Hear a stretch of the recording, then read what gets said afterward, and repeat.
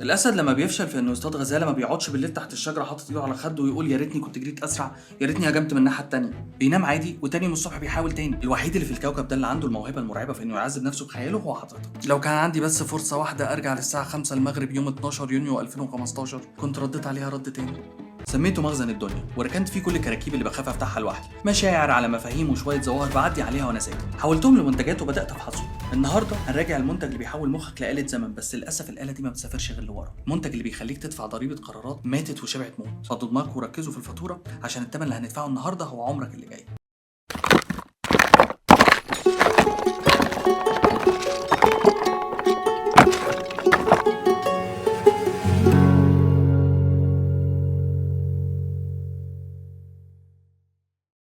عارف ايه اللي اصعب من الخساره؟ انك تخسر وتفضل تعيد اللحظه دي في دماغك 100 مره وكل يوم باخراج مختلف، تعدل في ردودك في قراراتك وفي مشاعرك، وفي الاخر الفيلم بيخلص وانت لسه قاعد في مكانك. النهارده هنفحص الندم ونعرف ليه مخنا متبرمج على الوجع ده. بس قبل كده رحبوا معايا بأنيس في نسخته التايهه. الباشا نسي النهارده وعمال يعيط، عايز يرجع ل 2015 يصلح غلطه عملها وناسي ان القطر فاته. يلا نبدا.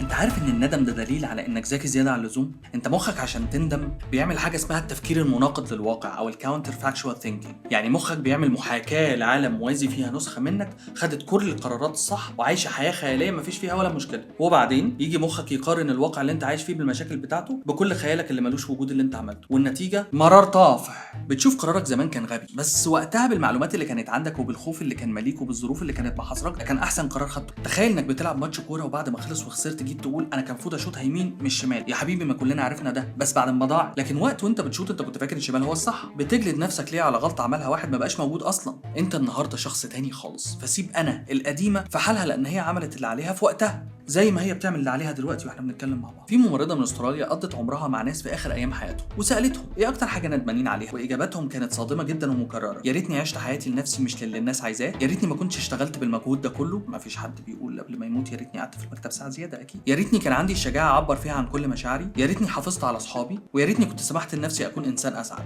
في سوق الندم في موديلين مسيطرين على المبيعات كلها، وفي موديل تالت كده هنتكلم عليه. الموديل الاول اسمه ندم الفعل ريجريت اوف اكشن. ده لما تندم على حاجه انت فعلا عملتها، لبست لبس وحش، دخلت خناقه خسرانه، اشتريت موبايل وطلع بايظ. الخبر الحلو ان النوع ده عمره قصير، هتندم عليه اسبوع شهر سنه وبعدين مخك بيعمل سايكولوجيكال اميون سيستم او مناعه عشان يدور لك على مبررات تخليك تعيش. انت عملت الفعل وشفت نتيجته هتنساه مع الوقت، فده ندم قريب المدى. الموديل الثاني ندم عدم الفعل او ريجريت اوف ان اكشن. ده بقى الوحش الحقيقي، الندم على الحاجات اللي انت ما عملتهاش، البنت اللي ما حكيتلهاش عن حبك، المشروع اللي خفت تبداه، السفريه اللي رفضتها عشان كنت خايف. الدراسات بتقول ان ندم عدم الفعل بيوجع اكتر 10 اضعاف وبيعيش معاك العمر كله، لان الفعل له نهايه، لكن اللي ما تمش مخك بيفضل يبني له احتمالات ملهاش اخر.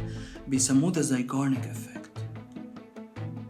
وفي الموديل الاخير اللي اسمه ندم الاخلاق، لما تعمل حاجه عكس مبادئك، وده اللي بيخليك مش عارف تبص لنفسك في المرايه. طيب ازاي تعرف ان الندم ما بقاش مجرد شعور وبقى تسمم بياكل فيك؟ في كام عرض كده لو بقوا فيك اعرف ان ده حصل. اولهم اسمه التفكير المستمر او الاوفر ثينكينج لوب. مخك بيتحول لدي جي فاشل مركب تراك الوجع وشغال ريبيت 24 ساعه، بتعيد نفس المشهد بنفس الاشخاص بنفس الغلطه، مش عشان بتحاول تحل، انت بتعمل تفتيش ذاتي في جثه الماضي عشان تطلع منها غلطه جديده تجلد بيها نفسك.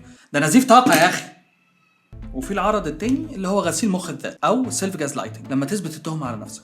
دي بقى الحركه الاصيع اللي مخك بيعملها فيك. انت بتبدا تشكك في وجعك وفي حياتك، تقعد تقول لنفسك انا اللي استاهل اللي حصل لي، انا اللي كنت نكدي فهم سابوني، او الموضوع ما كانش مستاهل كل الوجع ده، انا اللي مكبر الدراما. انت بقيت محامي الشيطان ضد نفسك، بتقنع نفسك ان التروما او الخبطه اللي انت خدتها كانت عاديه وان انت اللي بسكوته زياده عن اللزوم. والعرض الثالث بيسموه الذنب العشوائي او inappropriate guilt. بتحس ان انت اللي مسؤول عن الكون كله. لو مشروع في الشغل فشل وانت مجرد فرد في التيم تندم، لو خناقه حصلت بين اهلك في اليوم اللي انت مش موجود فيه في البيت اصلا تندم. دايما بتحس انك لازم تعمل حاجه، انت هنا شلت فاتوره مش فاتورتك وبدات على طول تندم على رد فعل ناس تانية او احداث عشوائيه مالكش سيطره عليها، انت بقيت الضحيه المتبرعه بوجع القلب. وفي العرض الرابع اللي بيسموه العزله المسمومه او السوشيال ويذرول، بتبدا تهرب من الناس اللي بيفكروك بغلطتك، او الاسوأ بتبدا تكره نجاح غيرك لانه بيفكرك بالفرصه اللي انت ضيعتها. الندم هنا بيتحول لحسد مرير، وبدل ما تلوم نفسك بتبدا تندب حظك وتلعن الدنيا. طب ازاي نقفل ملفات الندم المفتوحه دي؟ في قاعده اسمها ال10 10 10. لما تلاقي نفسك غرقان في ندم على حاجه حصلت، اسال نفسك السؤال ده: هل القرار ده هيفرق معايا بعد 10 دقايق؟ غالبا هل هيفرق بعد 10 شهور؟